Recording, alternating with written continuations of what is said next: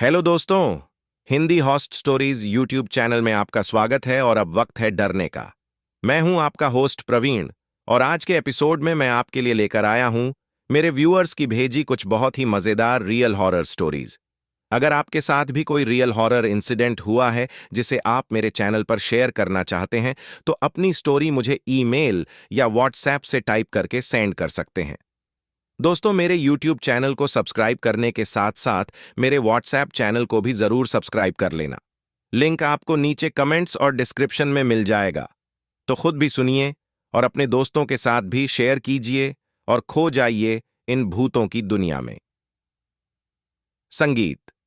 मैं पंजाब का रहने वाला हूं और आज मैं आपको अपने साथ घटे कुछ रियल हॉरर इंसिडेंट्स के बारे में बताने जा रहा हूं। यह पहली घटना साल 2004 की है, जब मैं 4 साल का था। रात के टाइम हम लोग अपने घर के आंगन में सोया करते थे। उस रात भी मैं अपने मम्मी पापा और बड़े भाई के साथ घर के आंगन में सोया हुआ था। रात में सोते सोते मैंने एक सपना देखा। मुझे आज भी वो अच्छे से याद है। मैंने देखा कि मेरे साथ 2 बच्चे हैं, लेकिन वो दोनों बच्चे बच्चे कम और बौने आदमी ज्यादा लग रहे थे। बात करते हुए उनके मुंह से भी जो आवाज निकल रही थी वो किसी बड़े आदमी के जैसी लग रही थी। फिर उन्हीं में से एक बौना मेरे सामने ही दूसरे बौने का गला दबाने लगा। यह देखते ही मैं बहुत बुरी तरह डर गया और सपने में ही मैंने अपनी आंखें बंद कर लीं। तो एक बौने ने मुझे आवाज दी। उसकी आवाज सुन के मैंने आंख खोली तो उसने मुझे खाने के लिए एक सैंडविच दिया। वो देख के मैं बहुत खुश हो गया, लेकिन मैंने जैसे ही उस सैंडविच पर लगी ब्रेड को उठा के देखा तो उसके अंदर उस दूसरे बौने का सिर था और वो कुछ बोल रहा था।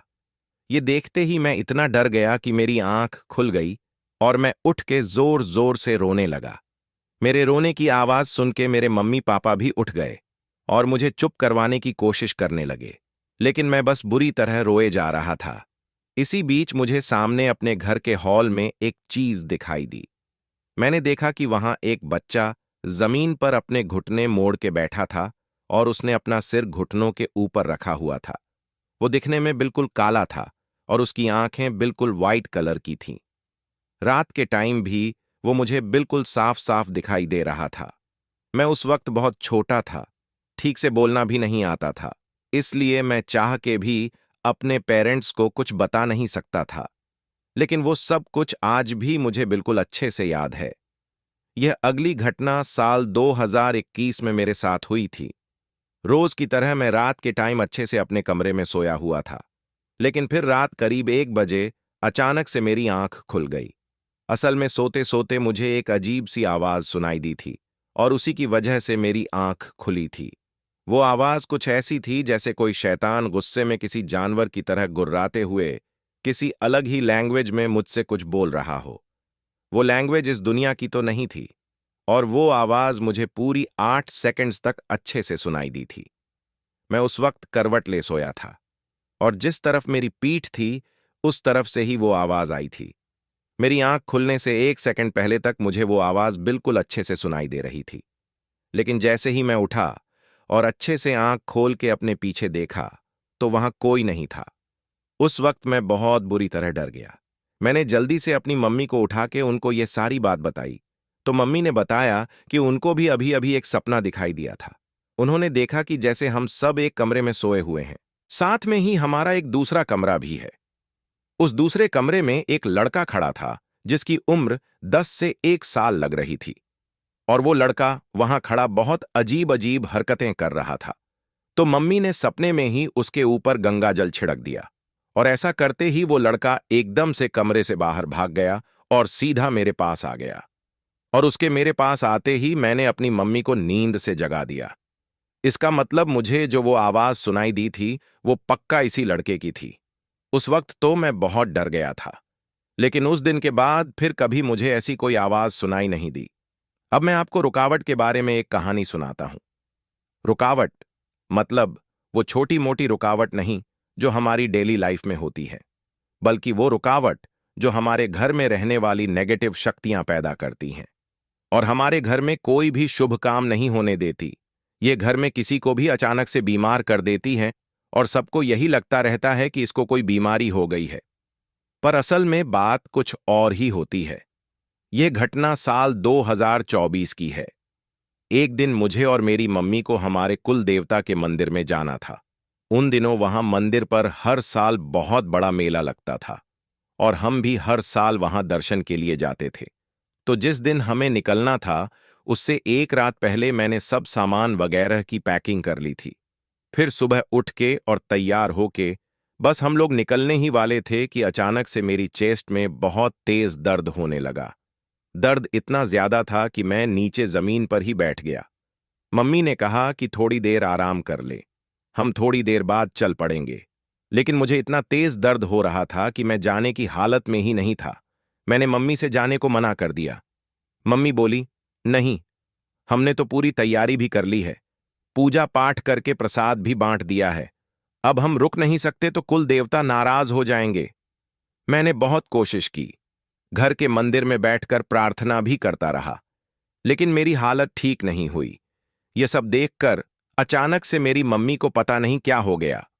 मम्मी बहुत गुस्से में आ गई और एक अजीब सी आवाज में मुझे डांटने लगी और जितने भी बैग्स हमने ले जाने के लिए पैक करके रखे थे, वो सब इधर उधर फेंकने लगी।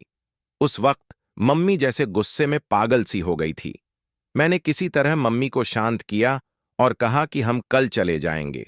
मम्मी ने कहा कि जाकर डॉक्टर को दिखा ले और कुछ दवा ले ले। मैंने डॉक्टर को दिखाया भी, लेकिन सब कुछ नॉर्मल था। अब हमें अगले दिन निकलना था, लेकिन अगले दिन भी वही हुआ। निकलने से कुछ देर पहले ही मेरी तबीयत अचानक से खराब हो गई और इस वजह से उस दिन भी हम नहीं जा सके। लेकिन उस शाम मैंने मम्मी से कुछ ऐसा बोल दिया जो मुझे बिल्कुल भी नहीं बोलना चाहिए था। मैंने कहा कि हमें अपने कुल देवता के दरबार में जाना छोड़ देना चाहिए। ये सुनते ही मम्मी तो इतना गुस्सा हो गई जैसे गुस्से से बिल्कुल पागल हो गई हो। मैं मम्मी के पैर पकड़कर रोने लगा। मम्मी बोली, मेरे नहीं, अपने कुल देवता के पैरों में जाकर माफी मांग। मैंने वैसा ही किया और तब जाके माहौल शांत होने में पूरा 1 घंटा लग गया। मम्मी ने कहा कि कल तेरा कोई बहाना नहीं चाहिए, कल हमें जाना ही जाना है। लेकिन तीसरे दिन भी वैसा ही हुआ। जैसे ही सुबह तैयार होकर हम लोग निकलने लगे, मेरी चेस्ट में फिर से बहुत तेज दर्द होने लगा। लेकिन मैंने किसी चीज की परवाह नहीं की और किसी तरह हिम्मत करके घर से बाहर निकल गया। लेकिन घर से बाहर निकलते ही मेरी तबीयत बिल्कुल ठीक हो गई, जैसे कि मुझे कभी कुछ हुआ ही ना हो। मुझे ऐसा लग रहा था जैसे 2 दिन तक मेरे साथ जो कुछ हुआ था वो सिर्फ एक सपना था। मम्मी को भी सेम ऐसा ही फील हो रहा था।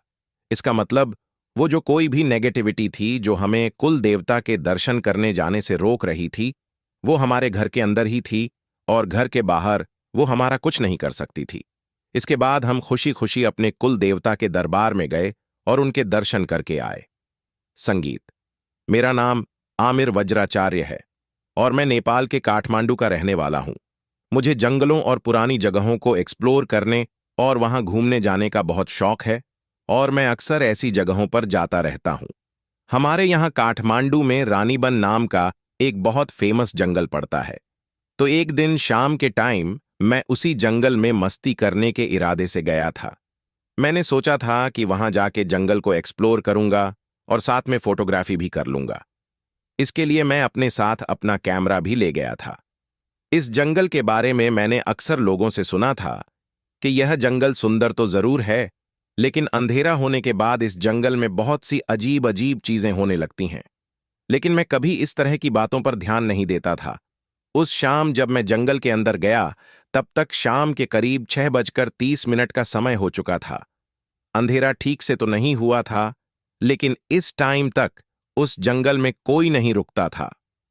दिन में जो भी घूमने वाले लोग वहां पर आते थे, वो भी सब चले जाते थे। इसीलिए जब मैं जंगल में गया तो वहां एक अलग ही सन्नाटा था। इतने बड़े बड़े और घने पेड़ थे कि ऐसा लग रहा था जैसे रात के 12 बज रहे हैं। मैं घूमता फिरता थोड़ी दूर तक ही गया था कि मुझे अंदर एक जगह पर एक पत्थर की मूर्ति रखी दिखाई दी। इतने बड़े जंगल के बीच वो एक अकेली मूर्ति वहां खड़ी थी। मुझे थोड़ा अजीब लगा, लेकिन मैंने सोचा कि यह शायद यहां आसपास के लोगों ने अपने किसी देवी देवता की मूर्ति रखी होगी। लेकिन मैंने उस मूर्ति के पास जाकर देखा तो देखा कि वहां साथ में पड़े एक पत्थर के ऊपर कुछ लिखा था, मैंने टॉर्च मार के देखा तो उसमें लिखा था, जो अपना चेहरा खोजने आता है वो कभी अपना वापस नहीं ले जा पाता। पता नहीं क्या मतलब था उस बात का। पक्का आसपास के गांव वालों ने ही कुछ लिखा होगा। मैंने उस मूर्ति की और उस पत्थर की फोटो खींचने के लिए अपना कैमरा उठाया, लेकिन कैमरा उठाते ही मुझे ऐसा लगा जैसे कोई ठंडी हवा का झोंका मुझसे आकर टकराया हो। मुझे हल्का सा एक झटका लगा, जिससे मेरे कैमरे का लेंस भी फॉगी हो गया था। मतलब उससे फोटो बिल्कुल धुंधली नजर आ रही थी। तो मैंने लेंस निकाल के उसको साफ किया, और साफ करने के बाद जैसे ही मैंने वापस से उस मूर्ति की तरफ कैमरा करके देखा तो मुझे ऐसा लगा जैसे उस मूर्ति के पीछे कोई खड़ा है। मैंने झट से कैमरा नीचे किया और उस तरफ ध्यान से देखा, लेकिन वहां कोई नहीं था। मुझे लगा शायद मेरी आंखों को ही कोई धोखा हुआ होगा। मैं फिर से कैमरा उठा के उस मूर्ति की फोटो लेने लगा, लेकिन तभी मेरे पीछे से हल्की सी एक आवाज आई।